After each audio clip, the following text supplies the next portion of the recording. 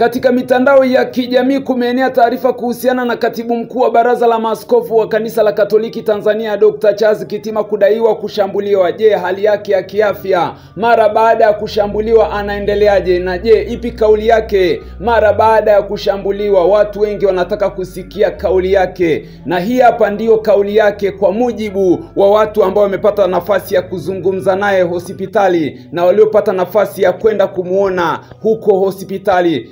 Mwabukusi ni mmoja wa watu ambao wamemtembelea Father Dr. Charles Kitima na ametoa kauli yake. Mwabukusi yeye ameandika hivi: nimemtembelea Father Dr. Charles Kitima, hakika ilikuwa ni shambulio baya lenye lengo la kudhuru maisha.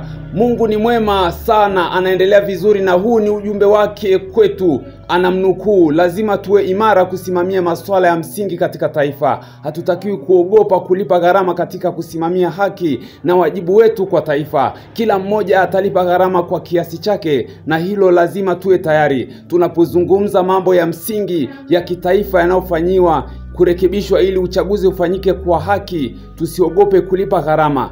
Na hiki ndicho alichokiandika wakili Mwabukusi akimnukuu Dr. Charles Kitima leo tarehe 1 Mei mwaka 2025 akiwa hospitali. Je, una mtazamo gani katika hili? Acha komenti yako na subscribe kwa taarifa nyingi zaidi.